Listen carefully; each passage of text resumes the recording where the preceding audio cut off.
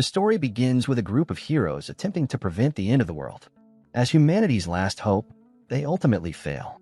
Evan, their leader, offers an apology, admitting he is not up to the task. With deep regret, he confesses that Chris should have been the true hero. A girl interrupts him, asking him not to say that. She then adds sorrowfully that they have done all they could. He responds by pointing out that if the brilliant Chris had learned swordsmanship earlier, he could have surpassed the 9th level, reached the 10th, and stopped the apocalypse. Chris, known as the Great Extra, is the protagonist of the story, and he earns this title thanks to his absurd ability to master anything at an incredible speed, regardless of the field. His story begins at the age of 20, a young man with dreams of success who has fled his broken family and lives in the slums. Around that time, humanity comes under attack from the Magic Empire, led by the Demon Emperor. A public call is made for assistance to join the heroes' party that will stand against the invasion. Chris sees this as a once-in-a-lifetime opportunity he cannot afford to miss. Without hesitation, he signs up, dreaming of the riches that will be his if they succeed. But unfortunately, they are defeated, and the forces of light fall to the Demon Emperor. The scene now returns to Chris and Evan, who wishes he could go back in time and choose Chris as the hero from the start. He, however, firmly rejects that idea, having no desire to relive such a bitter life. Besides, time travel isn't possible to begin with. The three share a final look at the world crumbling before them, and at that moment, he realizes this truly is the end. As his body begins to fade, he mocks the idea of a second life, and idly wishes he had been born the son of a rich man, if such a new life were real. And then it happens. He wakes up in the body of a young noble within the Magic Empire. The family he belongs to hails from the Dark Mega bloodline, one of the 12 noble houses that support the Empire. Upon investigation, he discovers he has gone back 15 years in time. This means he is only 5 years before the Demon Emperor's invasion begins. Even though he believes he's seen it all in his previous life, he doesn't expect to look out his window and see demons gardening. What unsettles him most is that he recognizes the identity of the person whose body he now inhabits. His name is Christian Van Baron Kazar. He remembers hearing a friend mention that name before. He immediately understands that the Van indicates a lesser demonic bloodline. His friend had praised his sharp mind and explained that the Kazar family is a branch of the Baron household, part of the infamous Dark Mega line. He asks if that means the Kazar family is minor. She replies no, and clarifies that even as a branch family, they are still considered part of the Dark Mega line. And given their wealth, there isn't a single demon in the Empire unfamiliar with the name Kazar. She goes on to say that the Kazar family has 2 heirs. The elder son, Chris, is a complete scoundrel in every sense, a disgrace of a young man who does nothing but cause trouble, to the point his family has lost all hope in him. But that is in the past, she adds, prompting Chris to ask if she means he has changed. Her answer is blunt. He has been killed by his own family. The scene returns to the present, where he is horrified by the fate of the man whose life he now leads. He slams his fist against the wall, overwhelmed by the irony of having wished to be the son of a rich man. He begins to wonder why he has been brought back to life, and why in this specific place. And above all, why he has to end up in the body of a wretch who has only moments left to live. He sinks into despair, trying to calm himself so he can find a way out of this impossible situation. Time passes, and it has now been 3 days since he regained consciousness in the body of the young man who shares his name, the same one who is supposed to be killed 2 years from now. He considers the possibility that the family might have executed him for being a scoundrel who committed terrible acts. So perhaps behaving properly could help him avoid such a fate. Now that he is the son of a wealthy man, he believes he might finally live the life he has always dreamed of. But just then, something critical crosses his mind. Something he has forgotten. And that realization crushes any hope of fulfilling that dream. The matter is Ragnarok, or the end of the world. He remembers that the Demon Emperor's motive for starting the war is to activate Ragnarok by offering humans as sacrifices. Because he had failed to uncover this purpose in his previous life, both the forces of light and the Magic Empire were utterly destroyed. Now he knows that his survival depends on preventing that destruction. Although the Demon Emperor himself is an enormous threat, the greater danger lies in the vast number of demons loyal to him within the Magic Empire. If he is to win, he must surpass the Demon Emperor. And the only way to do that is to become the new Demon Emperor and rise to the top of the Magic Empire. At present, he still has 5 years before the invasion begins. He wonders if he should take the chance. After all, if he does nothing, death is inevitable, Besides, if he succeeds, he won't just own a mansion, he will rule the entire empire. Later on, he finds himself in his father's office.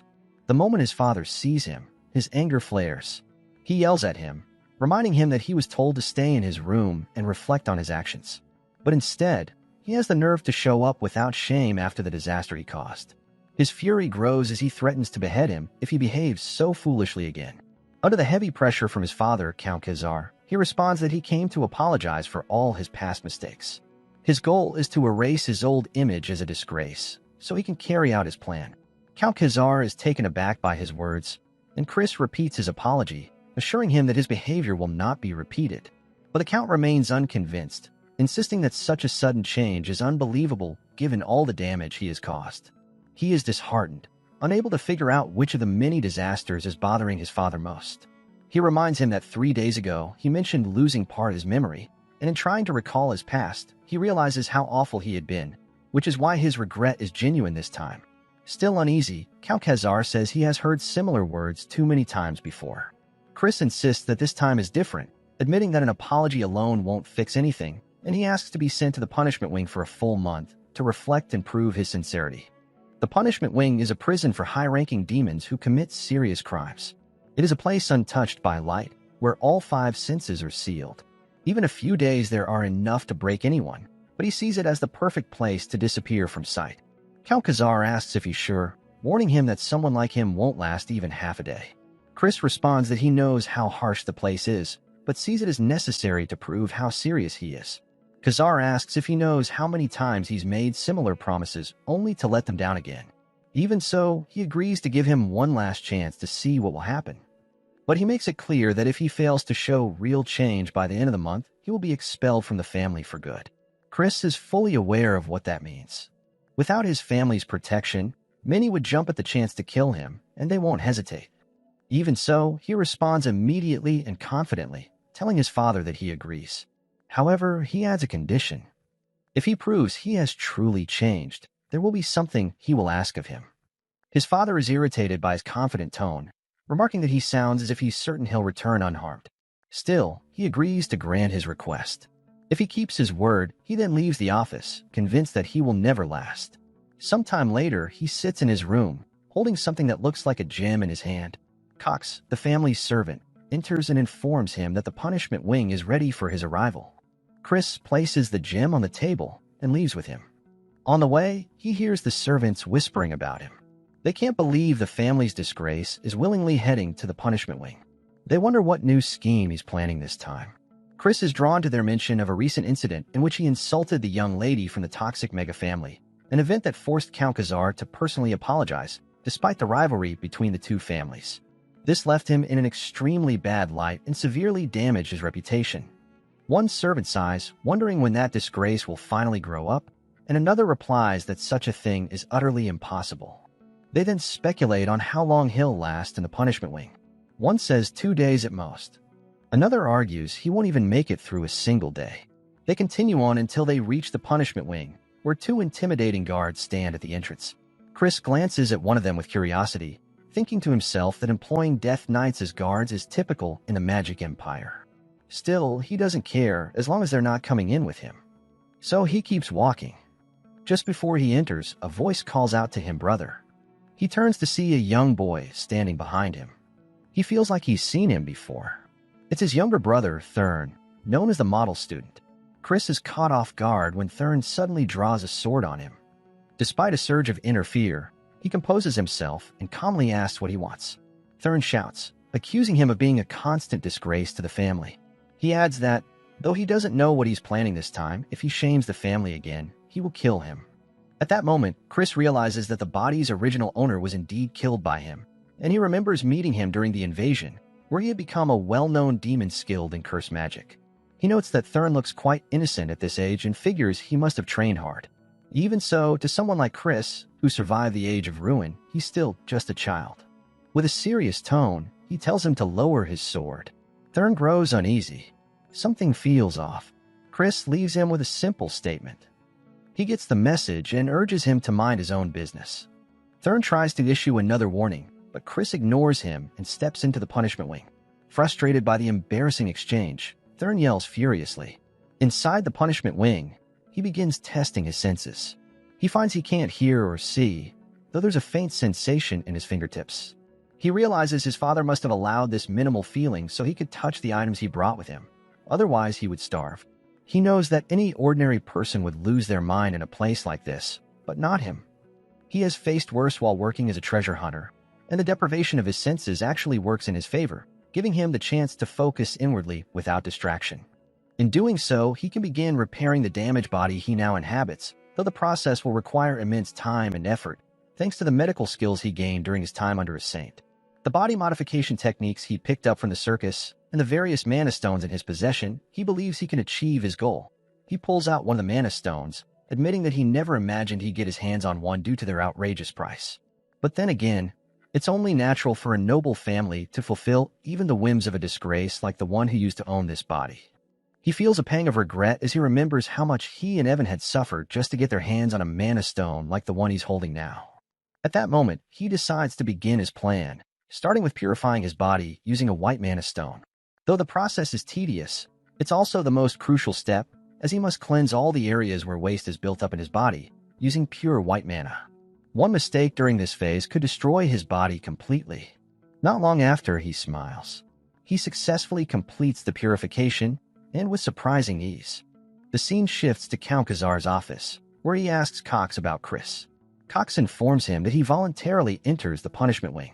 Khazar feels uneasy, wondering if he has mentally broken down to the point where he can no longer ask for help, and regrets letting him go. He recalls how he had once been such a promising child. But then, little by little, things begin to fall apart. He wonders if pride in his talents has been his undoing. Still, he doesn't dwell on the thought long, telling himself it would be better for him to end up crippled, or even dead, than to keep living the way he was. But then, the determined look he saw on his face resurfaces in his memory, stirring something in him. Even so, as he reflects on all the times he has been deceived, he concludes this time is likely no different. He asks Cox if anything strange happened when Chris entered the punishment wing. Noticing his hesitation, he urges him to speak honestly without hiding anything. Cox explains that Chris has taken a collection of mana stones with him, including a hallucination stone known to cause delusions. Given their uncertainty about the potential side effects, Cox suggests opening the punishment wing to check on him. Khazar's expression shifts to anger, and he insists that even if Chris is dying, the door will not be opened. Time passes, and after a month, Khazar stands before the punishment wing's entrance. He imagines what state Chris must be in. If he's even alive, he must be a wreck. But what he sees takes him by surprise. Chris emerges in excellent condition, showing no signs of suffering. He asks him why he's so surprised, and reminds him that he promised to change, and he kept his word. Khazar is visibly moved as he notices a look in his eyes he hasn't seen since he was a child. Composing himself, he states plainly that it's clear he has survived. Chris laughs, asking if that was meant as a compliment. Khazar snaps at him not to get cocky just for doing something so basic. Chris agrees, though he's quietly frustrated by his father's harshness. Even so, he feels satisfied, not just for surviving, but for achieving so much over the month. He has managed to reshape his body into one perfectly suited for swordsmanship, and thanks to the white mana stone, he feels vitality coursing through every cell. As for the hallucination stone, it turns out to be a stroke of genius. Though Cox scolds him for using what is essentially a classified narcotic, it helps him drastically shorten the time needed for his full transformation. He also succeeds in creating 2 cores, making him a first-level light mage. He even conceals the light core within a dark core to avoid detection. Discovery would be disastrous. He tells his father that since he kept his promise, he has a request. When Khazar asks what it is, Chris requests permission to use the Black Forest Knights training grounds. Khazar grows visibly irritated upon hearing the request, telling him that place is not meant for someone like him. It's one of the 3 main facilities that support the Dark Mega family, and only elite knights are allowed to use it to hone and showcase their skills. Chris clarifies that he's not asking for more than access to the grounds, and believes witnessing the courage of the Black Forest Knights would be a great source of inspiration. His father considers his words for a moment, then agrees, but warns him not to show weakness in front of the Black Forest Knights. As Khazar turns to leave, Chris stops him, saying he has one more request. Time passes, and the scene shifts to the Black Forest Knights training grounds. 3 knights appear, looking curiously at a certain individual. That individual is revealed to be Chris, preparing to begin his training. He notices the gazes the young men throw his way, but he knows full well that being the Count's son isn't enough to earn their respect. Strength matters more than status in the Magic Empire. He has another reason for coming to the Black Forest Knights headquarters besides using the training grounds. That reason is the library, his second request to his father. However, his father makes it conditional upon obtaining a recommendation letter from Vice Commander Melon before granting him a key. The library is where the Khazar family stores their black magic tomes, and access to it is of great importance to him. When he protests, arguing that he has the right to enter as a family member, his father reminds him of the last time he was caught trying to steal the most valuable books to sell on the black market. That's when Chris realizes the body's previous owner was truly a scoundrel. Still, he doesn't take offense, as he already has a solid plan to earn Vice Commander Melon's recognition quickly. At that moment, his brother Thurn suddenly appears before him, surrounded by a group of young men, telling him this place isn't meant for a pest like him. Chris is annoyed by Thurn confronting him again, and decides to ignore him. But then he pauses, smiling, as an idea comes to mind. His appearance couldn't have been more timely. Thurn approaches him with a sharp tone, telling him to leave unless he intends to die after barely surviving the punishment wing by sheer luck. Chris responds calmly, asking if he is ready to take responsibility for those words, then surprises him by stating that it's their father who gave him permission.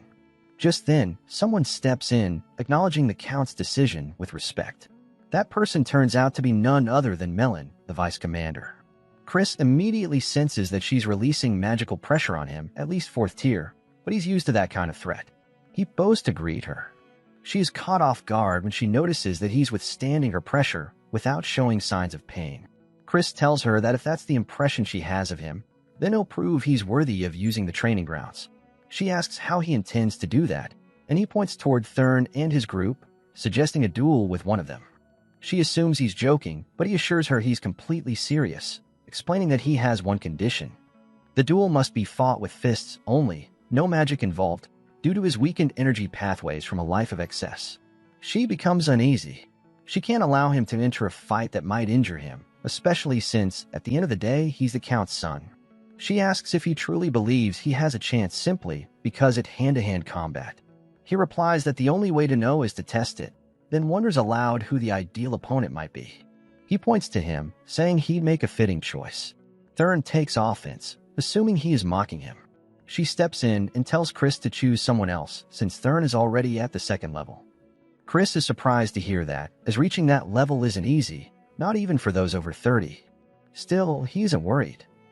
After all, he's no ordinary scoundrel. He tells her that if he really wants to prove himself, he needs to face someone stronger, making Thurn the ideal opponent. He then smiles and turns to him, asking if he's afraid. Thurn becomes even more enraged and agrees to the duel. The spectators gather to see what will happen, all cheering for Thurn, shouting at him to crush that disgrace. Chris sarcastically asks her how they'll determine the winner. Fed up with his arrogance, she declares that the winner will be whoever renders their opponent completely immobile, secretly hoping Thurn will break his leg. Chris starts provoking him, saying that if those are the rules, he'll beat him until he can't move. Thurn is livid and vows to silence him for good, but suddenly Chris lunges and delivers a solid punch straight to his face. Thurn is caught off guard by what just happened, while Chris laughs and says the fight has already begun. Thurn grows even more furious and rushes to attack, but Chris dodges with ease, thinking to himself that this almost feels like cheating. After all, as a mage, he hasn't even reached the 1st level. If this were a magic battle, he wouldn't stand a chance. But in a hand-to-hand fight, he has the upper hand, thanks to his vast combat experience from countless battles. Not to mention the level of light energy he achieved during his time in the punishment wing, which, by their standards, equates to the 3rd tier. The young onlookers are stunned by what they're witnessing. No one imagined he could gain the upper hand over Thurn so easily. Chris keeps taunting him, asking if he's about to cry. Enraged, Thurn demands to know what trick he used. Chris, secretly delighted by his state, replies that he doesn't know what he's talking about, and maybe the real issue is just how weak he is. He then continues mocking him even more harshly. Thurn finally snaps and begins channeling his magic. He lunges at him, screaming that he'll kill him. As usual, Chris dodges without breaking a sweat. Thurn launches another faster attack, but it still doesn't land. Not only that, but Chris even blocks it with his bare hand. Thurn is stunned when he realizes Chris is using magical power. Before he can process what is happening, Chris slams a powerful punch into him, sending him flying. Thurn crashes to the ground, unconscious from the blow. Everyone around them is speechless, unable to believe what they've just seen. One of them wonders if Thurn underestimated his opponent, while another suggests maybe he held back his magic to avoid hurting Chris. But Melon knows full well that Chris won the fight fairly, and she is genuinely shocked. He turns to her and asks if that was enough to prove himself. When she confirms, he thanks her. He feels a quiet joy. He's finally caught her attention. Now he can gain access to sword techniques, magic, and everything else he needs. Time passes, and he finally reaches the first level of magic.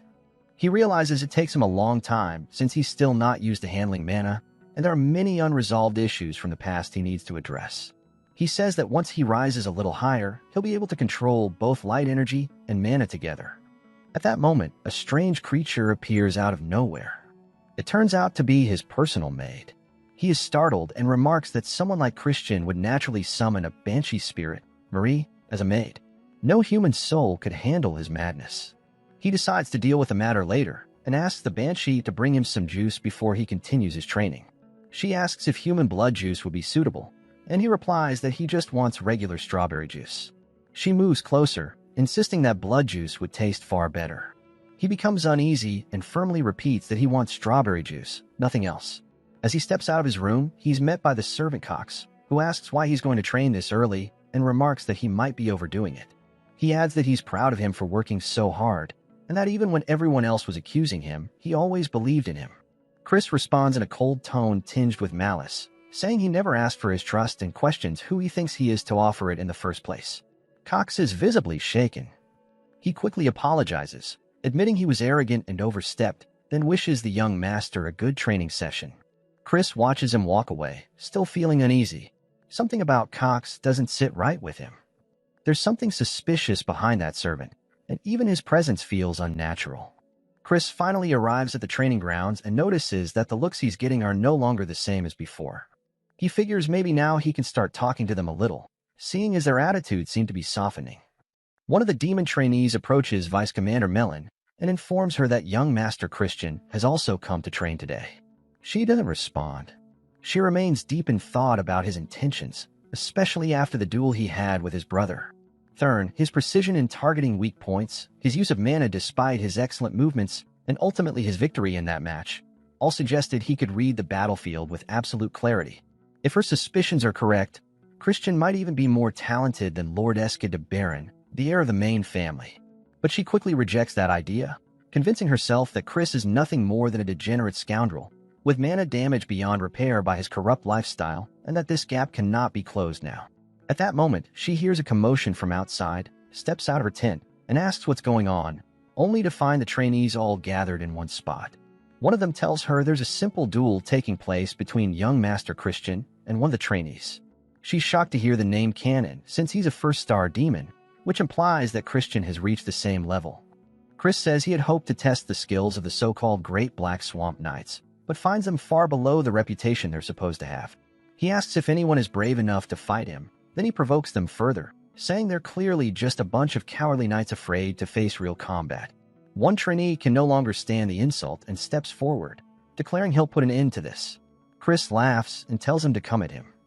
Everything is going exactly as he planned, and they're all taking the bait without realizing it. They're now willingly teaching him the secret techniques of the knights. He had no other choice but to steal them this way. Chris focuses on the sword grip, the fluid footwork, and recognizes the style immediately. Mudblade, a technique he'd heard of before, and now feels confident he could imitate. And just like that, he defeats another knight, leaving everyone stunned. No one can believe the same scoundrel once labeled as weak has returned with this level of strength. He has reached the first star, even though his dark core was rumored to be broken. He addresses them, saying he's disappointed. He'd had high expectations of the knights. He then turns to Melon, telling her she's also responsible for their poor skills and low standards. The trainees are stunned by his boldness in speaking to the vice commander that way, as if digging his own grave. She responds, saying she understands he's excited over his unexpected victory, but believes he's letting it go to his head. Kai's replies that she's welcome to show him the true skills she claims the Black Swamp Knights possess. His words enrage her. She grabs a knight's sword and strikes toward him with force. He's unable to move, and the blade narrowly misses him. She tells him it would take her less than a second to take down an arrogant brat like him. Chris responds by asking if she really intends to use her full power on someone like him, and reminds her that first star black magic is forbidden. She replies that she doesn't need to use anything special. She could break both his legs with just half the strength she used. He tells her he's willing to wager both legs. Then he asks what she's willing to bet in return. She replies that she's ready to accept any terms because she's absolutely certain he won't be walking out of this place ever again. They begin their duel, and it quickly becomes a fierce and intense battle. He barely manages to keep up with the Vice Commander's relentless attacks. The Knights watch with intense focus, surprised that anyone could last this long against her, though they assume it's only because she isn't using her main weapon. But Melon herself starts to feel something strange. Her strikes don't seem to be landing at all. What's more, it's clear that he doesn't match her in power, which makes the situation all the more puzzling. To her, the whole thing feels just like the fight he had with Thurn, as if history is repeating itself. He laughs and tells her things aren't going the way she wants, that the fight is moving in an entirely different direction. She snaps at him to shut up. She begins charging energy into her sword, preparing to unleash a powerful magical strike. He realizes this is the opportunity he's been waiting for. He rushes forward with incredible speed and slams his head into her face before she can launch her attack, forcing her to halt the strike. Shocked, she clutches her nose to stop the bleeding. Stunned by what just happened, he silently thanks his luck for the plan working. He knew she was a swordmaster who relied heavily on magic, and since dark magic at their level is forbidden, there would be a brief opening in her defenses. He chose that moment to strike. Given her talent with the blade, she might not have survived had he used a more lethal attack. Despite likely losing, she laughs and admits she never imagined a headbutt would be what ended the fight. She concedes that she underestimated him far too much, and from now on she'll take things more seriously. He replies that the fight is already over, pointing to a spot on her neck. He tells her he scratched her with his fingernail during the blow, and if it had been laced with poison, she knows exactly what the result would have been. She acknowledges her defeat and asks what he wants, then requests another duel. He gives her a sly look and says that if there's going to be a rematch, he wants something in return. She agrees to grant whatever he asks. He grins and says that in that case, she shouldn't mind kneeling before him. She is stunned by the request. She tells him he surely knows that such a demand is impossible. Her loyalty lies with the Baron family, the ruling bloodline of the Dark Magic clan. Chris replies that he's aware and also knows she was cast out of the main family, but that could change if he became the heir. She scoffs, saying that's absurd. The 5 recognized heirs are all direct descendants of the main bloodline. He responds with a comment saying, even a branch may become the root one day. He adds that, in any case, he accepts her challenge for a second match, but it will happen 1 month from now, without any restrictions. She agrees, warning him that if that's the case, he won't stand a chance. She will be the one to win next time. He smirks darkly and tells her sometimes, even an egg can crack a stone. Either way, they'll meet again in a month, and they'll see what happens. He then heads to his father and presents him with Vice Commander Melon's letter of recommendation, asking him to read it himself. He adds mockingly that the Vice Commander's basic skills as a demon are decent, but she could really use more training. Lord Khazar recalls when she came to him and said the young master was a genius, able to defeat those with solid foundations, even if their rank was low. She even admitted that he had defeated her personally, which deeply shocked Khazar. She continued by saying the duel had been thrilling, and she hadn't enjoyed a match like that in a long time. He looks at his son, wondering if he truly has changed this time, but Chris doesn't understand why his father is staring at him like that. In the end, Lord Khazar says that as promised, he will keep his word, and hands him the key to the library. Chris feels a sense of pride, having finally obtained the key to the library, and even managing to leave an impression on the Vice Commander. He was fully aware that she was a demon from the main branch of the Dark Magic clan, and during the Age of Ruin, she had risen to become a high-ranking 6-star demon who played a key role back then. That's why, if he intends to take control of the entire Dark Magic clan, he must first earn her loyalty. Though he's still not fully grown, he's confident that 1 month will be enough to prove himself worthy of it. Chris recalls the look Lord Khazar gave him before he left, and wonders if it might have been a sign of fatherly affection, meaning even demons have emotions within their families. He considers that maybe he can become a better father than the one he had in his past life, and decides he will make Lord Khazar proud. Chris enters the library to find it vast, filled with books on blood magic, summoning, and curse magic. He knew these books were strictly forbidden in the Land of Light. Just as he reaches for one, Banshee suddenly appears from between the shelves, startling him into jumping back in fright. He asks what she's doing here. She replies that this is her natural domain. She is, in fact, the library's keeper. This completely shocks him. She then asks if he came here just to spend time with her. This annoys him deeply. He has no idea how to deal with someone like her, especially since he's certain she won't leave him alone. Banshee informs him that the book he has picked is ranked 4 stars and falls under dark magic. Its title is Binding Seal. She adds that he probably won't understand much of it yet. He insists he's a genius and claims it won't take him long to grasp its contents. She remarks that not only is the young master handsome, but he's also a genius. Her expression carries something strange that he can't quite read. She then asks if there's a specific reason he chose that book. He nods and says he needs to catch a rat. By rat, he means one of 2 people, either his brother Thurn, whom he considers utterly useless and the person he hates most in the family, or Cox, the head servant, an oddly suspicious figure who has free access to the discipline wing despite not being a family member. Given that demons prioritize strength over status, it makes no sense for someone like Cox to try so hard to please Chris and stay close to him. This shady man might be something entirely different from what he appears to be. Chris still knows very little about Cox, but placing the hallucination stone in the discipline wing was clearly an act meant to destroy him. Because of that, he decides to pretend he's regressed to act like he's gone back to being the same foolish and impulsive person he used to be. The one who shows excitement or satisfaction at this change will surely be the true culprit. During training, he starts faking exhaustion from running. He pants loudly and waves off the drills, complaining that he's tired of all this nonsense. He mutters that he doesn't feel like training anymore. The other trainees are confused, exchanging glances and wondering what's gotten into him all of a sudden. Later, at dinner, he takes his plate of food, throws it on the floor, and yells at the maid. He scolds her harshly for not preparing a proper meal. With an arrogant sneer, he orders her out of his sight and demands that she return with something better. The scene erupts into tension, and Lord Khazar watches with burning fury. He slams his fist on the table and declares in a thunderous voice that he was a fool to believe he had truly changed. Now he sees clearly the boy has simply returned to his disgraceful self. Chris feels a strange twinge of guilt he can't explain, but he knows he can't let that stop him. It's something he must endure, all for the sake of the Khazar family. In the days that follow, he continues his performance, spreading the image of his old self. He mistreats the servants, throws tantrums, and spends money recklessly. Banshee, always hovering around, asks if he's truly returned to his old habits. She tells him gently that even if he has, she will remain by his side no matter what. He replies coldly that, as he said before, he intends to catch a rat. At that moment, he activates a magic skill. Glowing marks flicker briefly around his fingers, and Banshee gasps in astonishment. She stares at him wide-eyed, asking if he's already mastered the binding seal technique. He responds with confident ease, stating that he's a genius. Not only has he mastered it, but he has also modified the spell so that even lower-ranked demons can use it. He hasn't been wasting time. He's been learning other magical techniques during his spare hours as well. Her expression softens into admiration. She murmurs that he truly is a genius.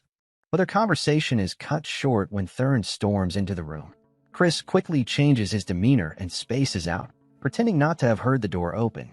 Thurn shouts at him, asking if he's gone back to his old disgraceful habits. He says he really believed he had changed, that he'd abandoned his reckless, spoiled ways. Chris smiles faintly. Thurn's confusion and frustration only prove he's not the rat. If he were, he'd be pretending delight, not anger. Chris responds with a calm voice, saying that he believes someone in the estate is trying to corrupt him again. That's why he's pretending he wants to catch whoever it is. Thurn narrows his eyes and asks if this is all just an act. Chris tells him to trust him, and says this very act is proof that he's no longer the same person. Thurn then asks who he suspects the rat to be. Chris shrugs and says it's hard to say just yet, but the truth will reveal itself soon. Whoever is responsible won't be able to hide for long. With that, Chris leaves the room and heads directly to where Cox is. He catches the servant off guard. Cox looks up from a stack of papers, surprised to see the young master. Chris walks up to him and, without warning, pours a bottle of juice over his head. He glares and says this isn't the drink he asked for. He demands to know if Cox is now ignoring his orders. Cox quickly shakes his head and says he'd never dare. He promises to go immediately and fetch the correct one. Chris narrows his eyes and insists that only Cox must bring it to him. No one else. Cox replies that he's currently busy and won't be able to handle it right now. Chris stares him down and coldly says that if he can't do his job, then he might as well take the time to change clothes and come back later to finish his duties. Cox clenches his jaw slightly but restrains his frustration. He nods and says he'll go and return quickly. Chris watches him go, feeling the weight of suspicion grow heavier. No ordinary man endures humiliation this calmly. Either Cox is planning something or he has inhuman patience. Chris glances at the papers Cox had been reading just before he interrupted him. He senses something odd, as if he might be on the verge of uncovering something significant. If Cox truly is the rat, then he must be meddling with estate affairs as well. But suspicion alone isn't enough, he needs proof. Moments later, Cox returns, holding a fresh bottle of the correct juice. He sets it down respectfully and informs him that it's exactly what he asked for. Chris thanks him, smiling just enough to appear polite. Then, with a curious tone, he asks if he is angry with him. Cox replies smoothly that he could never be upset with a young master. Chris forces a fake grin and says people like him are his favorite kind. He thanks him again and adds, almost as an afterthought, that he actually has something important to tell him. Cox tilts his head, asking what it is. Chris says his friend had requested to meet him in secret at their usual place. Cox adds that he thought it best to let him know, though he warns him not to get too close to them. He explains that he couldn't refuse the request, since they are the young master's companions. Chris nods slowly and says he'll go meet them now. As Cox turns away, Chris thinks to himself that things are going even better than he had planned. He heads out to meet the so-called friends who've requested his presence. They greet him with feigned smiles, pretending concern as they bring up rumors they've heard about his supposed change in behavior. But he pays little attention to their words. His eyes settle on a small girl standing by with a tray of drinks, clearly being used as a servant by them. The sight unsettles him. He instantly recognizes what kind of people they are: scumbags, no different from the old Christian he used to be. He takes a cup and raises it to his lips, but just before taking a sip, he catches a strange scent, faint but familiar. He abruptly smashes the cup into the man's face, shattering glass and splashing the drink across his skin. The man reels back in shock, holding his face, confused and frightened. He knows instantly that the drink was tampered with. The man's reaction leaves no room for doubt. Chris uses his magic to lull the little girl to sleep and lays her gently on a nearby bench. He doesn't want her to witness what he's about to do. Turning to the two men, he studies their now trembling expressions. Their masks are off. He can see their fear clearly. He begins slamming their heads against the table again and again, with such force they can barely breathe. He tells them to relax, letting them think for a moment that maybe nothing worse will happen if they just cooperate. Suddenly, Chris pulls a dagger from his pocket and raises it before their eyes. He binds them with rope and begins beating them with brutal efficiency. Their resolve crumbles quickly. They start sobbing and begging for mercy, promising to confess everything. They explain that someone ordered them to lure him out, drug his drink, and then kill the little girl to frame him for the crime. They had been blackmailed using the drugs they smuggled in secret and were forced into this mess under threat of exposure. He leans in and asks who gave the order. At first, they hesitate, but then his eyes grow colder. He makes it clear that silence will earn them nothing but death. Terrified, they blurt out the same name, Cox. Chris demands that they swear it, and they do twice, repeating the name without hesitation. Satisfied, he begins inscribing a magical seal into the air, binding them with an oath that forces their obedience from that moment forward. Meanwhile, in another part of the estate, Cox bursts into Lord Khazar's chamber. He claims that a disaster has occurred and insists Lord Khazar must hear it immediately. Lord Khazar listens grimly as Cox delivers his report that the young master, Christian, in a drunken state, murdered his maid and threw her body into the river. Cox adds that the situation is dire, that it could damage the family's name and cannot be ignored. Shaken by the claim, Lord Khazar orders him to bring Christ before the demon court, declaring that he will personally oversee the trial. The court convenes quickly, and Chris is brought before the judges. He stands confidently and declares that he's innocent, that none of what has been said about him is true. Lord Khazar demands to know if he is lying, pointing out that there are witnesses. He calmly replies that the event didn't happen to begin with, so the idea of witnesses is absurd. Just then, the courtroom doors swing open, and the little maid walks in. The room is stunned into silence. Chris gestures toward her and asks if this is the girl they claim to be dead. She confirms that she is indeed alive and explains that he had escorted her home after she fainted, even giving her money to pay her rent. She then turns and points directly at the two friends, stating that they are the ones who spiked the drink. The two men freeze, realizing too late that they've been outplayed. Chris activates the oath spell placed on them earlier. The moment the binding activates, they're forced to speak. Their mouths open against their will, and they confess everything. They admit that all the accusations were false, that they were paid by Cox to carry out the plan and frame Christ for the murder. Cox leaps to his feet, shouting in protest. He calls it a setup, a complete fabrication. He insists this isn't justice and accuses him of manipulating the court. His voice rises as he turns on Chris, demanding that he stop playing games. Chris, however, does not even spare him a glance. Instead, he turns to Lord Khazar and states that, as the victim, he has a request to make. Lord Khazar raises an eyebrow and asks what it is. Chris responds that he wishes to interrogate the accused Cox himself, without interference. Though taken aback by the unusual request, Lord Khazar agrees, warning him that if he misuses this authority, it will be stripped from him. Chris nods and steps up to the judge's platform. He stands tall and speaks with authority. He announces that, in the name of the Grand Judgment of the Magic Empire, in the name of the Demon King, and as a representative of Count Khazar of the Dark Magic Clan, he now begins the interrogation of the accused. He turns to Cox and asks if he swears to tell the truth. Cox, though suspicious, nods and swears. Chris asks him to swear again. Cox complies a second time, and the moment he does, Chris activates the Binding Seal, a modified version of the 4th star spell that can be used by lower-rank casters, but only if the target swears twice. The spell takes hold instantly. The crowd watches in awe, amazed that someone so young could wield such advanced black magic with precision. Cox finds himself magically forced to answer honestly. Chris asks why he tried to frame him. Cox, caught in the spell, involuntarily responds that he was ordered to do so and had been blackmailed into compliance.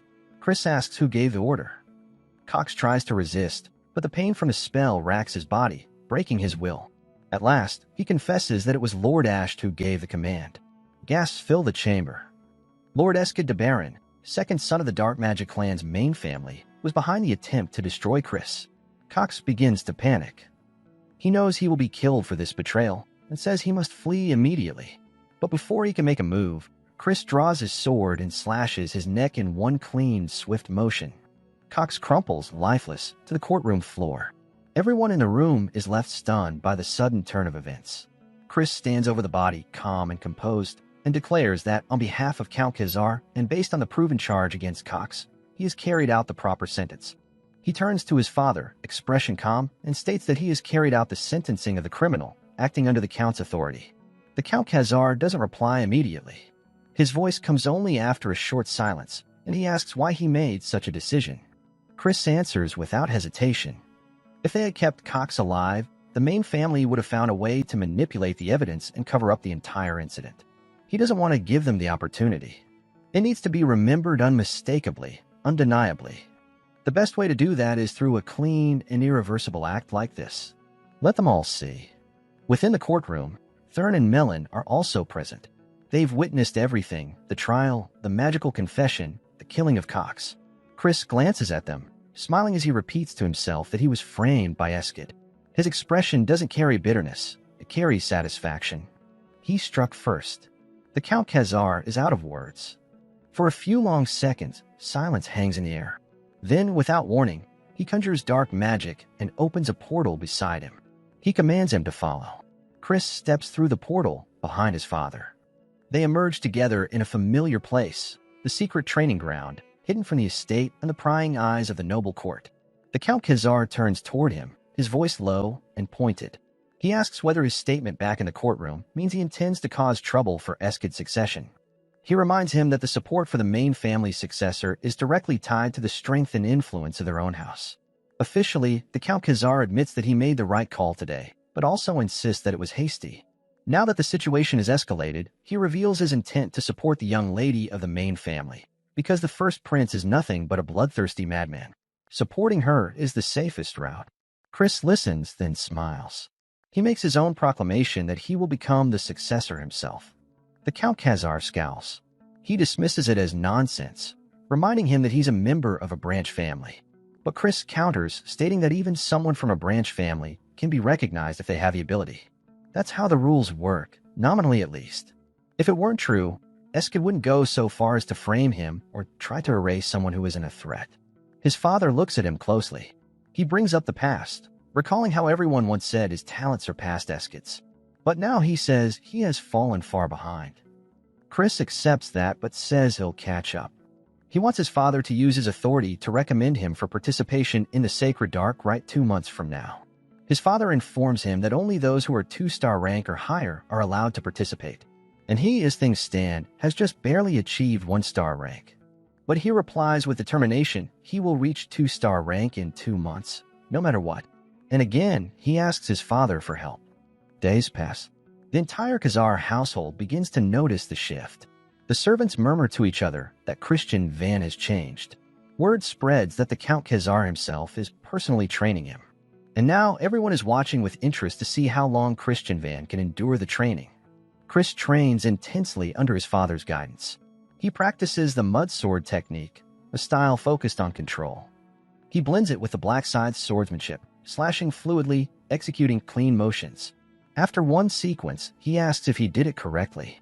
His father doesn't respond immediately. Count Khazar is speechless. He can't believe Chris grasped the black side swordsmanship in one go even with guidance. That level of instinct and understanding is shocking.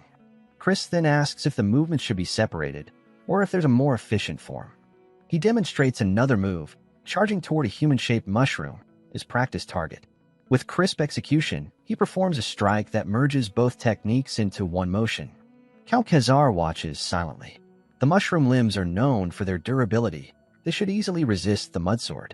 Yet they don't. The Count Khazar mutters under his breath, asking how it's possible. Chris answers without hesitation it's a technique of the midsword style, a sword form that carries only the blade aspect of the black sickle sword. The Count knows what that means. That technique shouldn't be usable at this rank. He calms his reaction, concealing his awe. He admits aloud that it's powerful, but he warns that using dual techniques will make it difficult to balance curse magic. But Chris brushes that off. For him, it's super easy. The Count doesn't show it, but he is stunned again. His son, once a reckless good-for-nothing, now displays a frightening level of adaptability. 2 weeks pass, Chris is drenched in sweat, gasping after a long run. He knows that to increase his rank, he needs more stamina. No shortcuts, no excuses. As he slows to catch his breath, a voice calls out, asking if he's already tired. It's Melon. She reminds him that the duel is approaching, and she's simply waiting for the promised day. Even now, standing still, she radiates intense pressure. He feels it clearly. But he smiles and answers that he's doing his best to meet everyone's expectations. She nods, acknowledging that his progress is impressive, but still he's only rank 1. She warns him that if he doesn't meet expectations, she will never have to kneel before him. He doesn't argue. Instead, he says that either way, it's a win for him. He believes there's something valuable to be learned from their duel, no matter the result. She laughs as she walks away. She teases that his mouth still works fine, and she reminds him to put up a good fight and entertain her. He watches her leave. He knows she is rank 4 upper. In rank 1, even with the subdivisions of upper, middle, and lower class, he has just barely reached upper rank. The gap between them is massive. But he is also a rich young master, what some mockingly call a wallet warrior. And that means he has options to push forward. The next morning, he summons Marie and asks if she packed the outing bag he requested. She, dressed in her usual outfit, beams with excitement. She proudly says yes, it's her first outing with a young master, and she prepared everything properly.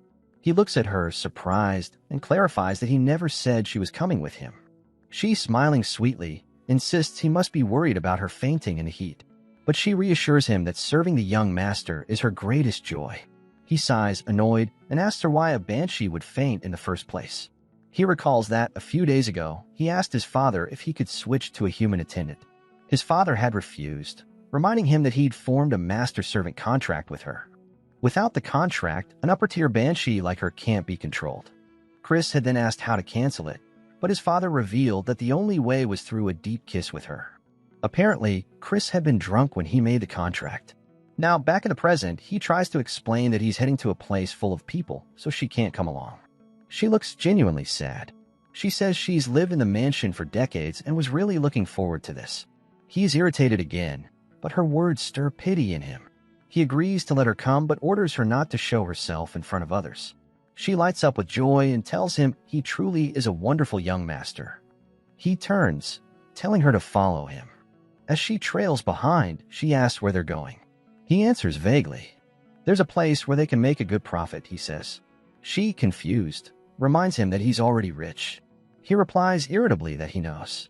She asks if he's aiming for land or gold instead of money. He says she's wrong, it's something different. Something he used to be very good at. Just as Chris and Marie are leaving for an outing, Turn suddenly appears. When Chris asks why he is there, Turn replies that he is there to keep an eye on Chris so he won't cause any trouble again. Hearing this, Chris gleefully says that there is nothing to worry about.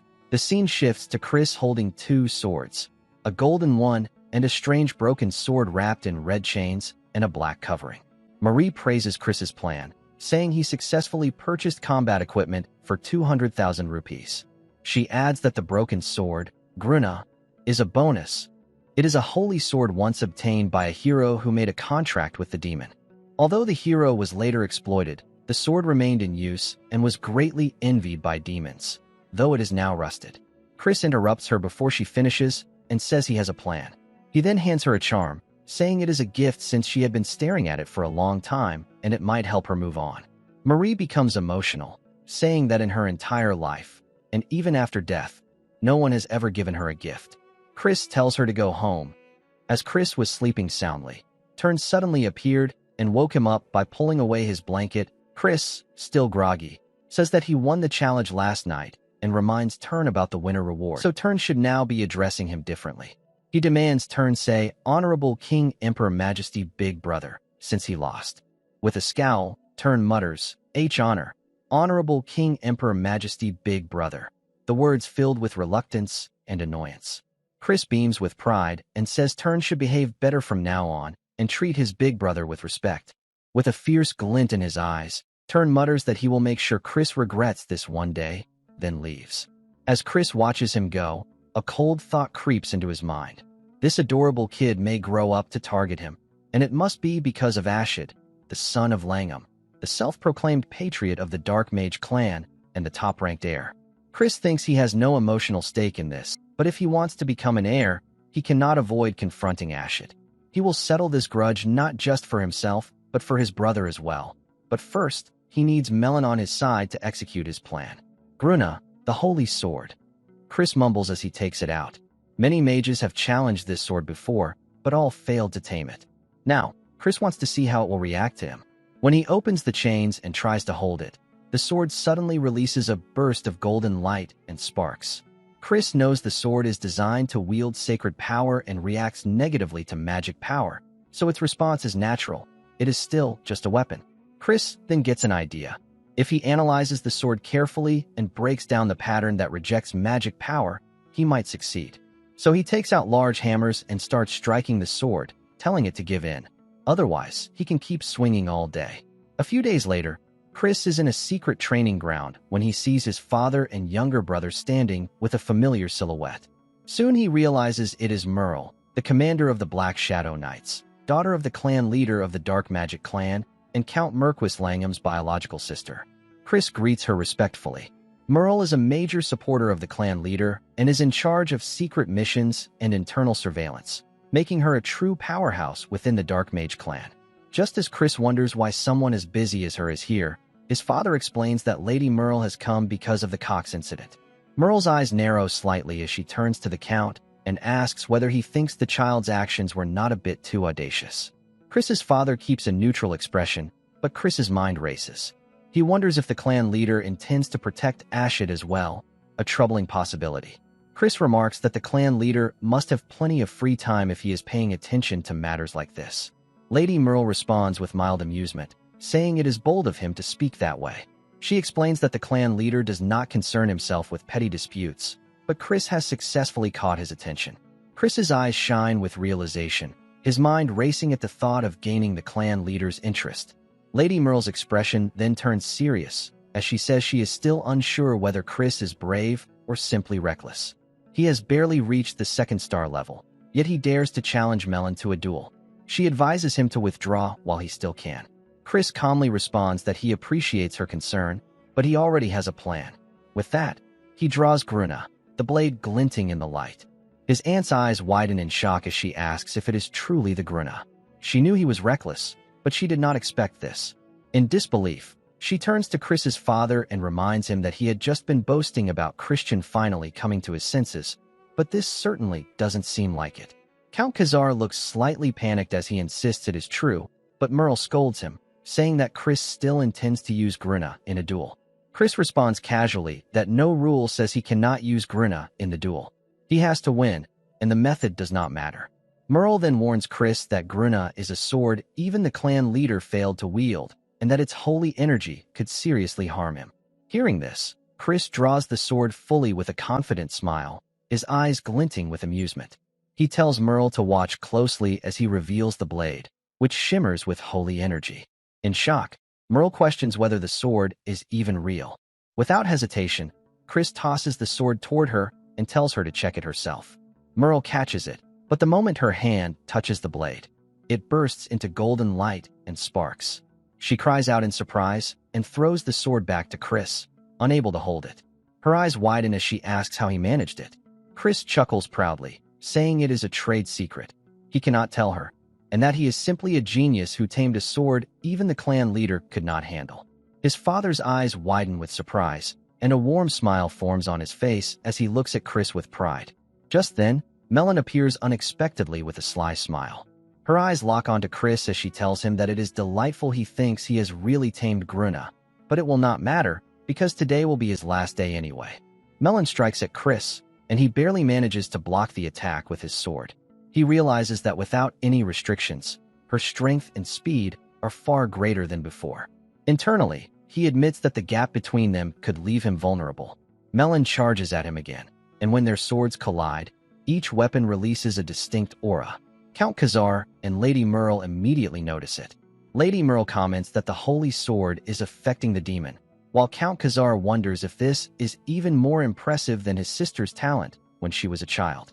She also points out how well Chris is handling the holy sword. Chris finally manages to land a hit on Melon, and she groans in pain. Count Khazar wonders aloud if the demon is trembling under the influence of the holy sword. Lady Merle denies it, explaining that Chris is controlling the demon's energy carefully to prevent the holy sword from rejecting him. Meanwhile, Chris swings his sword upward, forcing Melon to slide back. Curious, Chris asks whether Melon is enjoying the fight. Melon admits she has been wondering whether he is truly predicting her movements. Chris replies that he pays close attention to such details and explains that in swordsmanship, every movement has a position and purpose. When a person performs a downward strike, they must raise their arm, and the muscles in the shoulder and upper arm must shift, something both beginners and professionals do. Unexpectedly, Melon unleashes a dark technique and challenges Chris to withstand it. A dark green aura spreads from her body and closes around Chris. She begins mentioning something about the Black Swamp Knights, but Chris's body emits golden energy that instantly nullifies her dark aura. He sighs in relief, saying that was close, and gratefully thanks his father. Melon wonders if he just used a purification artifact. Count Khazar faintly recalls that such an item should have been stored safely, but Chris happily admits he is skilled at sneaking things out. Lady Merle and Count Khazar look at him in disbelief. Chris then states that equipment power is also part of real combat skill and throws a corrosion orb into the air. The orb explodes, releasing black material in every direction. Melon shields herself with her sword. Chris throws another orb toward her, which detonates as well.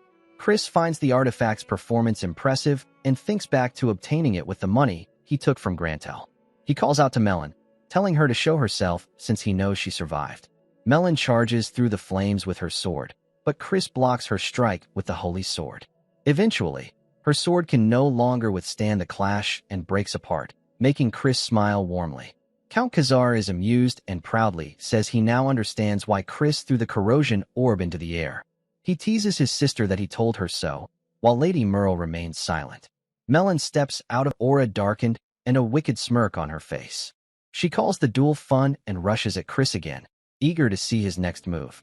Lady Merle notices that Melon has lost control and decides she must stop her immediately. Despite this, Chris skillfully dodges Melon's punch and maneuvers behind her, placing his sword gently but firmly against her neck to halt her advance. Confidently, he tells her he has won and asks if the battle was satisfying. Count Khazar beams proudly while Lady Merle covers her face with her hand.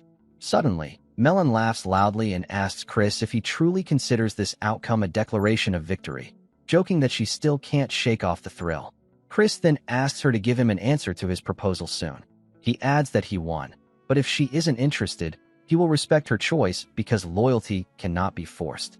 Melon addresses him as young master and asks whether following him would mean there will be more duels like this in the future.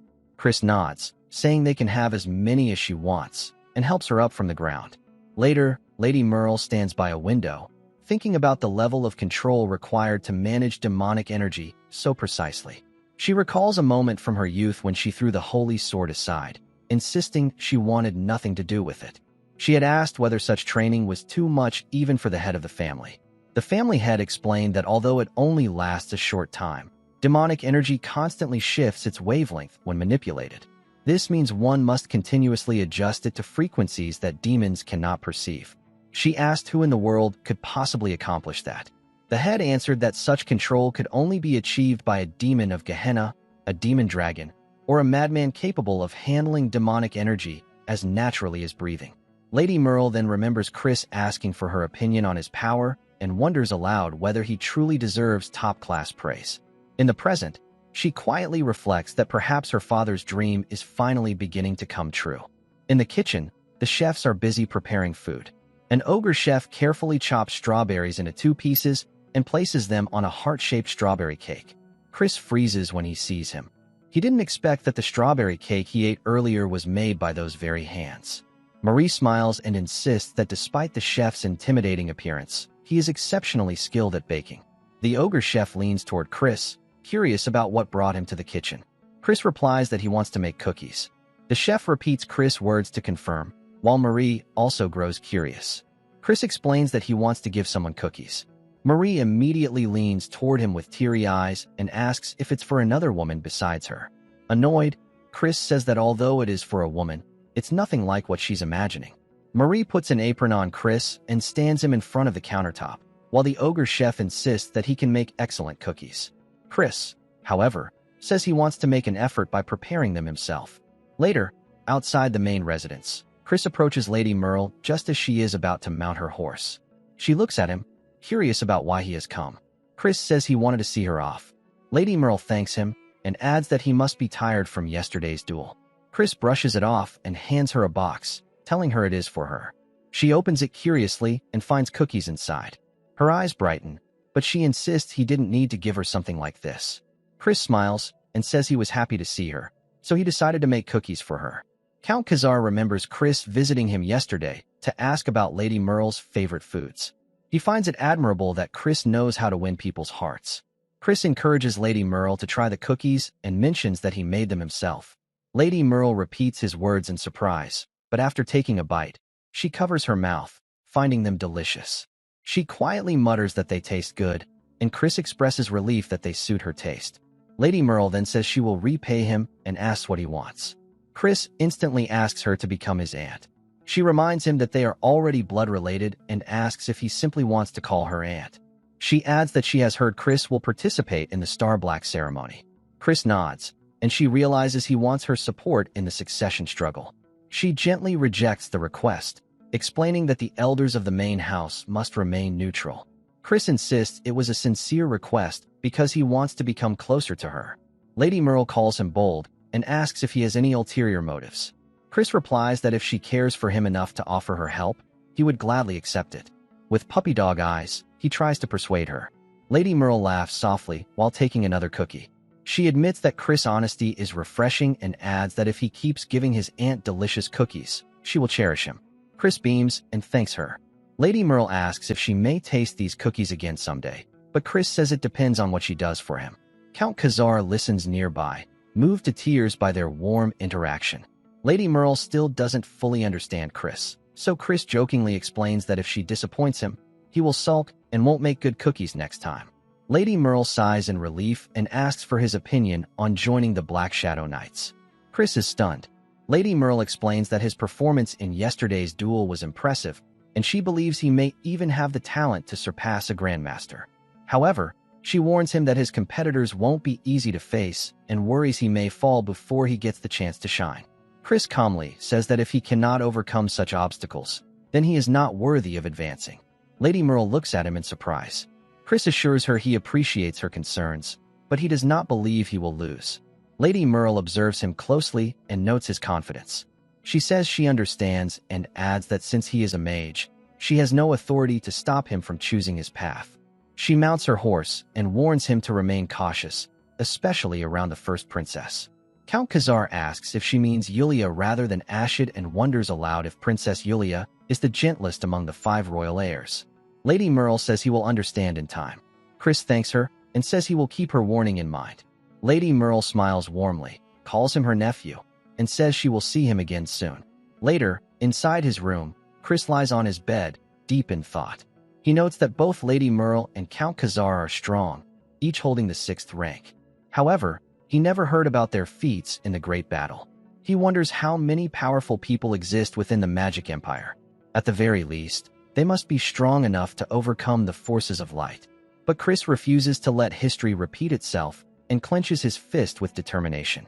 1 month later, Chris arrives at Count Khazar's office after being called. Count Khazar notices him and says there is something important he needs to discuss.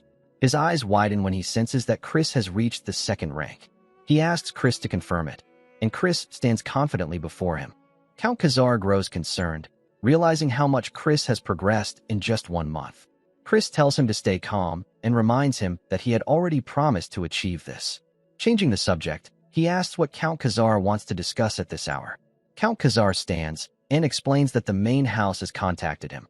He informed them that he intended for both Chris and Turn to participate in the Holy Dark ceremony, but they only approved Turn.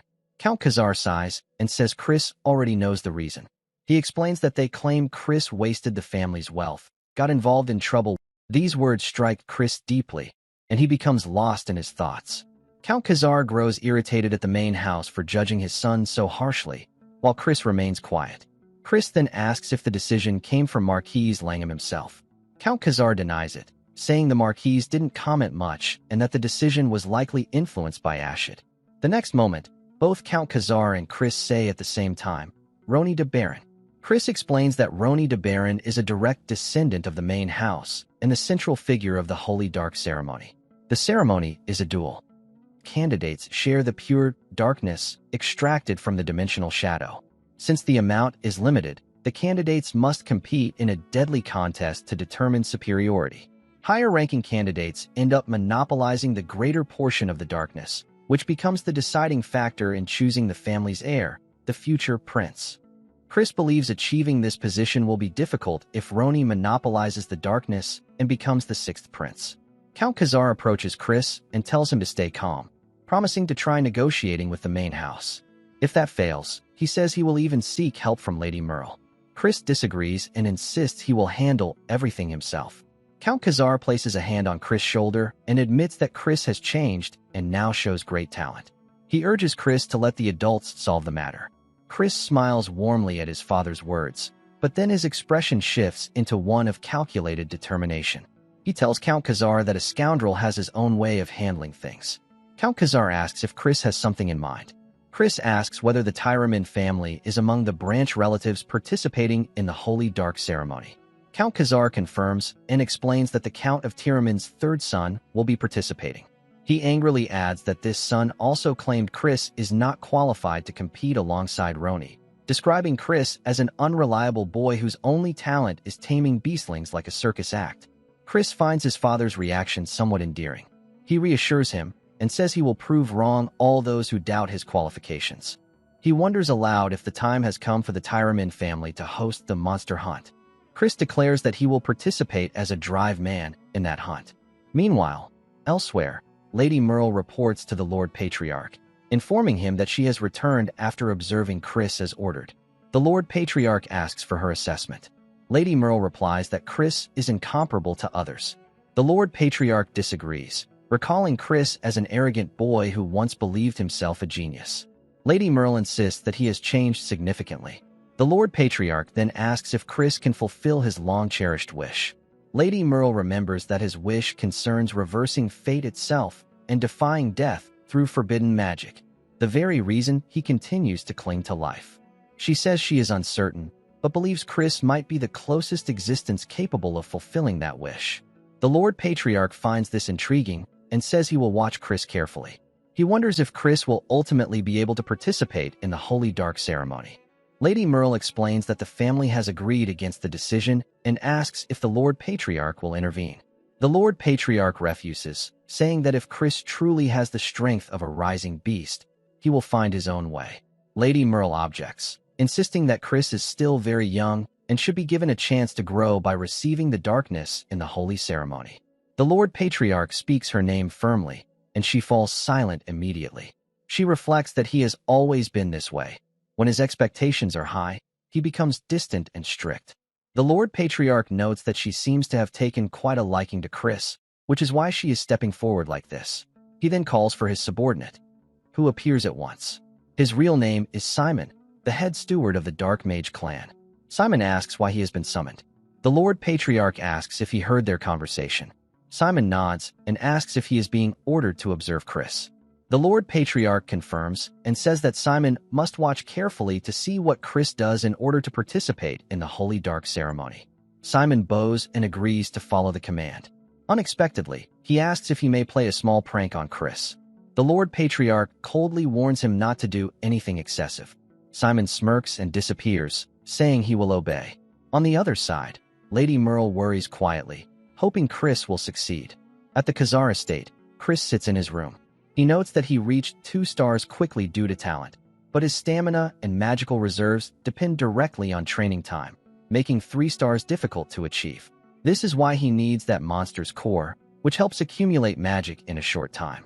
He wonders if fate will favor him and provoke the 3rd son of the Tyramin Count's family during the monster hunt.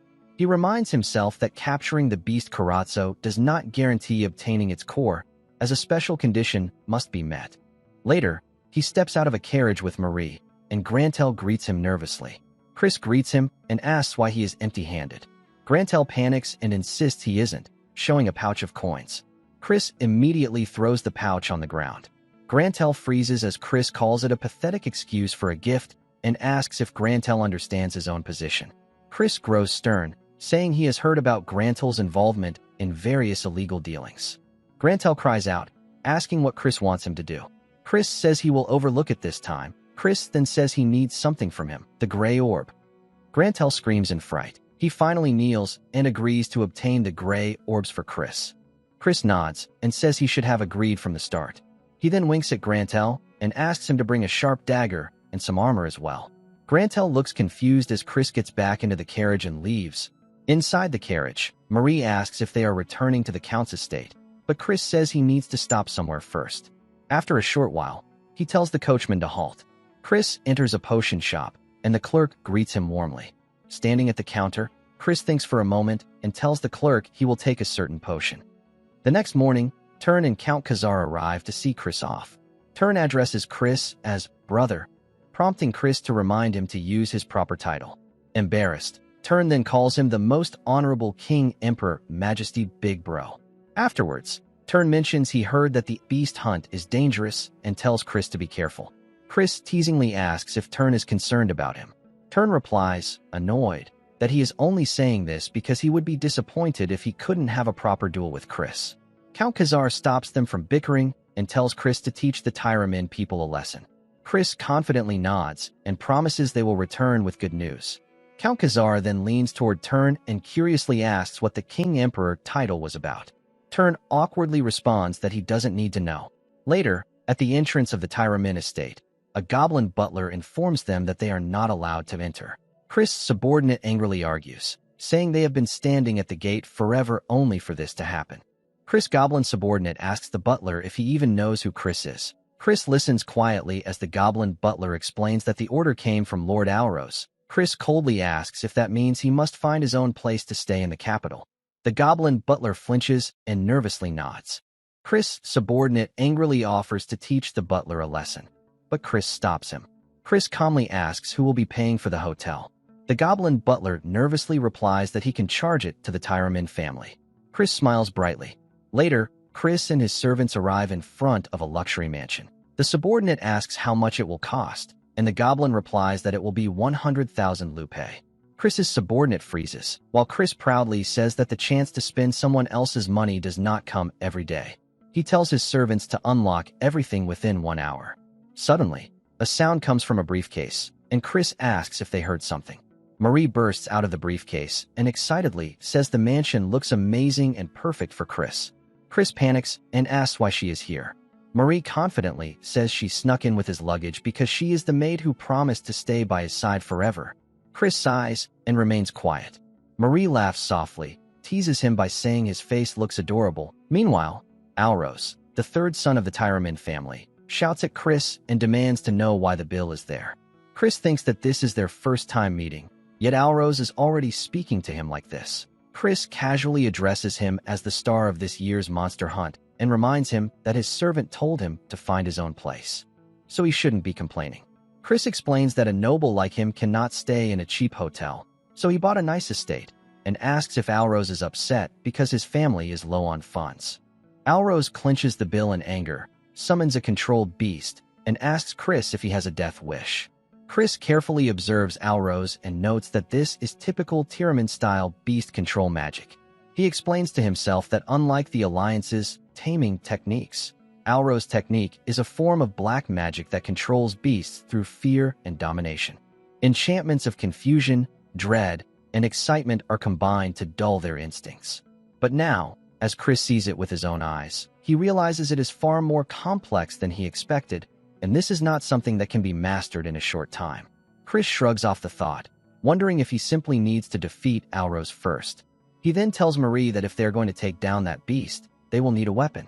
Marie laughs softly and hands Chris a wooden stick. Chris tells Alros to come at him like a demon. Alros shouts back, telling Chris to stop ordering him around and calling him a disgrace. He then sends his beast toward Chris. The beast roars and attacks, but Chris blocks it with his stick. The beast bites into the wooden stick until it starts cracking and forcefully knocks Chris to the ground. Chris sits up with the help of his stick and acknowledges the beast's power, adding that a 2-against-1 attack is cheap. He stands and tells Alros that if he wins against him, then he will join the hunt as a bodyguard, not as some beast driver. Chris calls Alros a sneaky cheater and says that he really needs to make this worth his time. Alros climbs onto the back of his beast and calls Chris arrogant, gritting his teeth as he declares that he will make Chris fall to his knees, begging for mercy.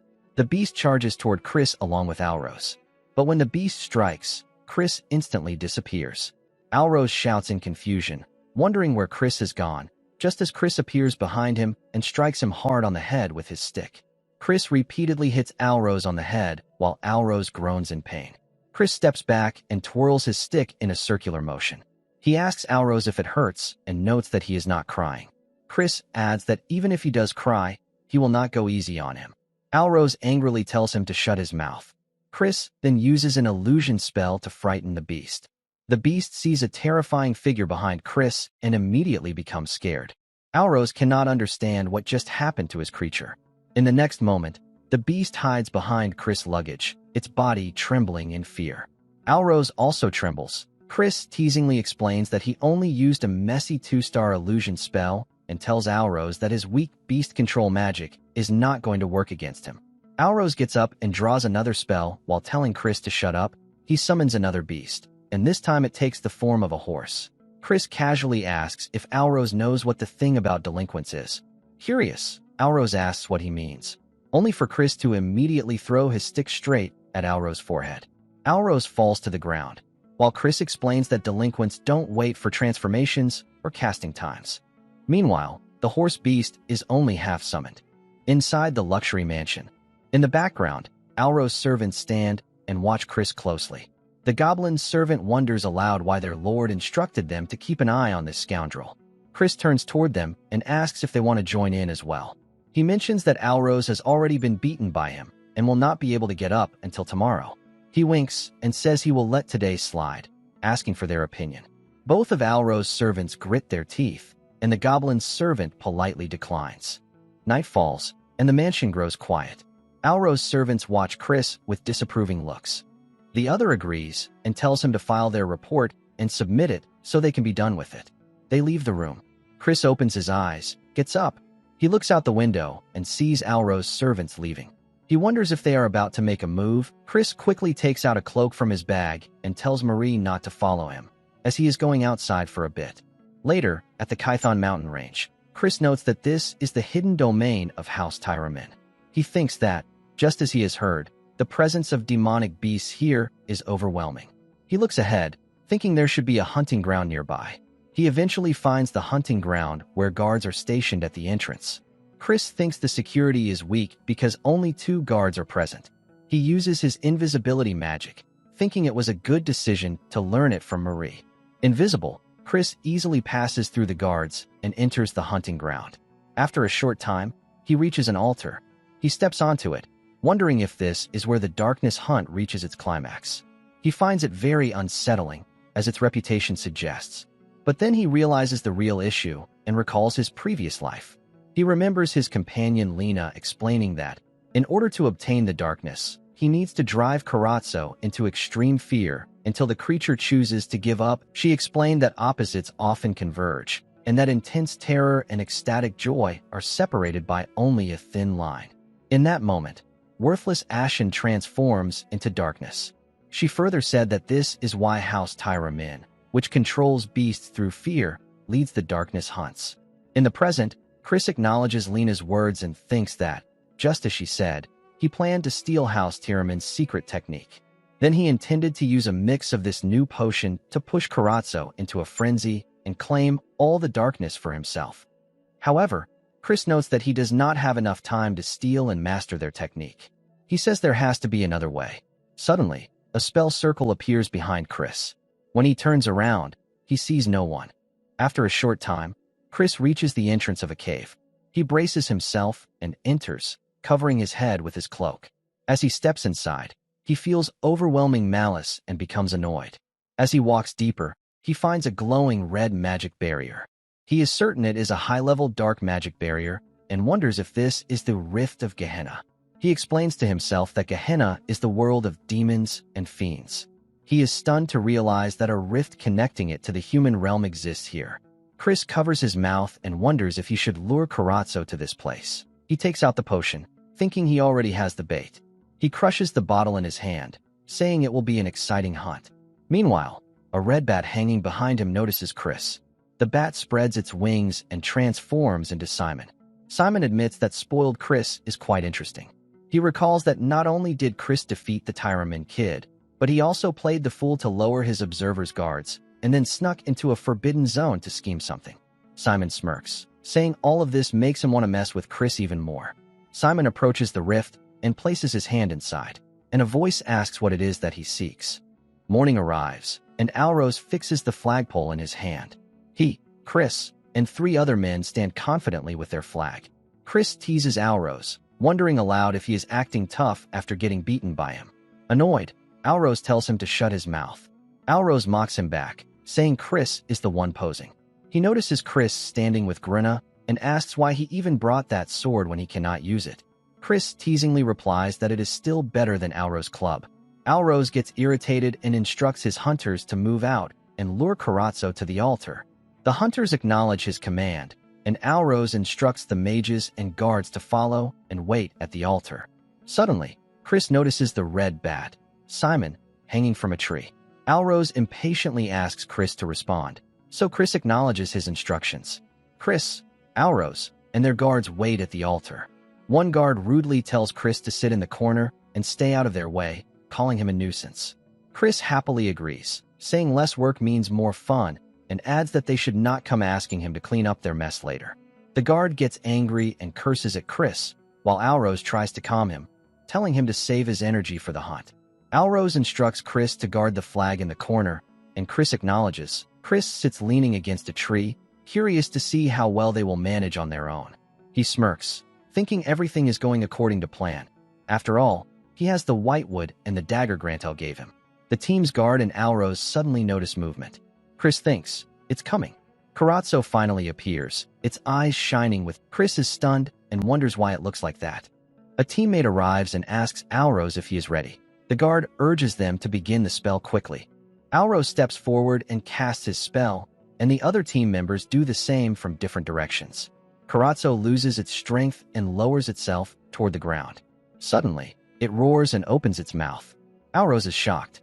In the next moment, Karatsu hits Alrose hard, knocking him down. The guard rushes to Alrose and asks if he is okay. Karatsu continues screaming and releases poison from its tail.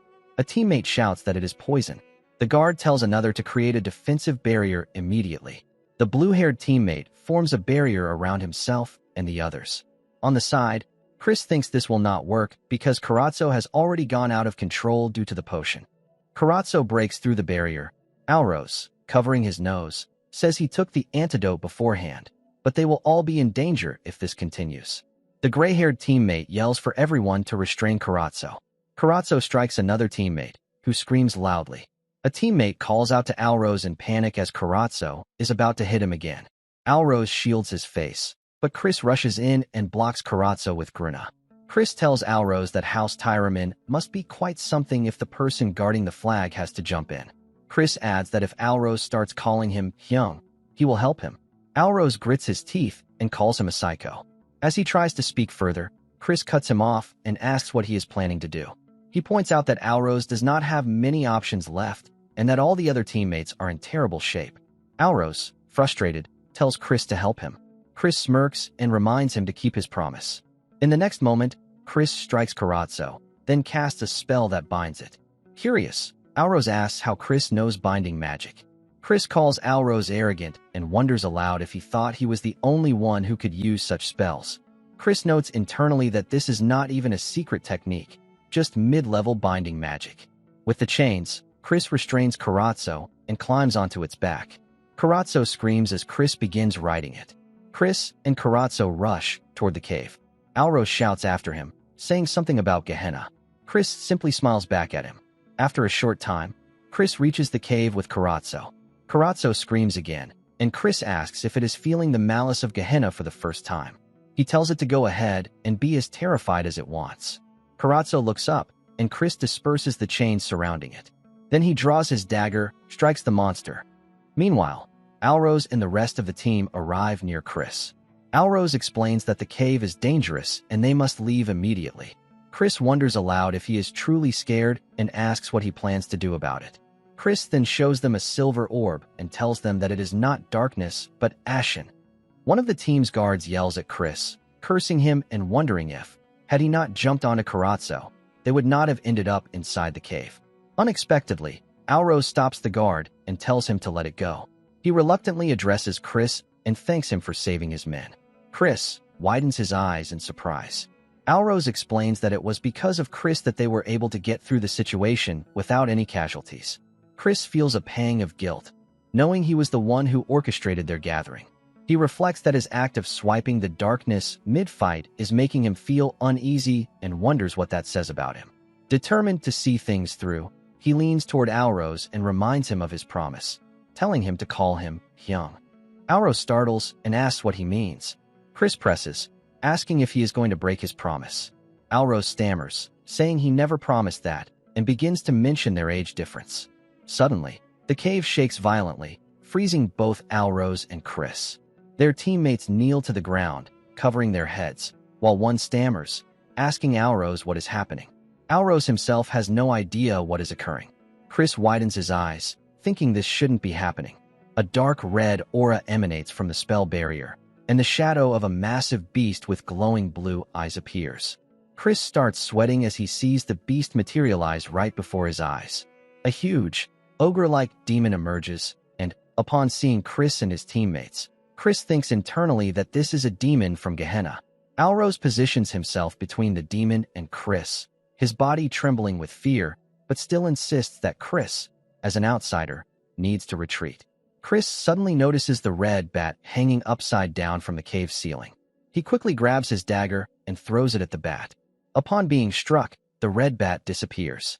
Elsewhere, Simon, who has been observing the cave through the bat, is stunned. The footage vanishes, and he wonders when Chris noticed it. Simon thinks to himself that he had planned to lure the demon out after completing his observation, but now the teleporting bat has been eliminated. If he delays, not only could his young master Chris get hurt, but the demons inside might die as well. Simon immediately disperses into the air and heads toward the cave. Meanwhile, inside the cave, the demon asks Chris what he intends to do. Chris smirks, saying he simply hates being spied on. The demon laughs, remarking that a person on the brink of death should not worry about such things. Chris recalls the demons he faced in his previous life and senses that even if the demon before him is low-ranked, it is surely at least a 5-star demon. Internally, Chris admits that, in his current state, he stands little chance, but he remains determined to act. He points upward, and the tip of his finger begins to glow. A blue energy aura spreads around his teammates, putting them to sleep. Suddenly, Alros shouts at Chris, asking what he is doing and insisting that they need to work together instead of wasting his power. Chris sighs, noting that Alros possesses serious magic resistance. Chris punches him hard, telling him to shut his mouth and sleep. The demon leans in and asks Chris if he intends to sacrifice his teammates. Drawing out Gruna, Chris remarks that the demon talks too much. He tells the demon that he has a strict rule against anyone messing with his kind and points Gruna toward it. The demon instantly recognizes Gruna and calls Chris' boldness impressive. It adds that if it cannot wield Gruna, it is nothing more than scrap metal and begins emitting a dark red aura from its hands. Chris struggles to block the aura with Gruna and falls to the ground under its impact. Weakly, he looks toward the demon, which stands tall and demands that he surrender his teammates in order to be spared. The demon holds Chris up near its face. The demon calls him a worm, while Chris challenges it, asking whoever said he couldn't wield the sword. Chris then frees himself from the demon's grasp and lands on the ground, activating Gruna with the power of light. The demon is stunned. How can a demon wield the power of light? Chris taunts, asking if it is panicking now. Enraged, and emits more dark energy from its 4 hands, forming a massive, dense red aura ball near Chris. Positioning himself carefully, Chris uses Dead Sea Flash and strikes the red aura. Golden light spreads, and the demon freezes in disbelief, unable to comprehend what is happening. Chris destroys the massive red aura and strikes the demon hard. Breathing heavily, Chris admits internally that his body cannot endure this much and collapses to the ground. He recalls Evan, who had been stunned to learn that Chris copied the Dead Sea Flash after seeing it only once. Chris had struggled just to execute the pose correctly, asking Evan if he was performing it right. Evan shook his head and sighed, calling him unbelievable. He explained that the Dead Sea Flash is a single, precise strike of light capable of breaking through the Dead Sea itself. Evan added, with disappointment, that even after executing the technique, Chris was not yet worthy of the light of Housemeyer, but insisted that Chris might truly be the light capable of saving the world. A blue hand with long nails taps on the surface of the water, producing a sharp sound. It belongs to a demon lady who calls Chris' power fascinating and introduces herself as Mepina. Meanwhile, rescuers arrive. One man shouts that he has found the participants and urges the others to hurry while bringing all the potions. Mepina states that she is the first seat of the 7 circles of Gehenna and adds that she will be watching Chris with great interest.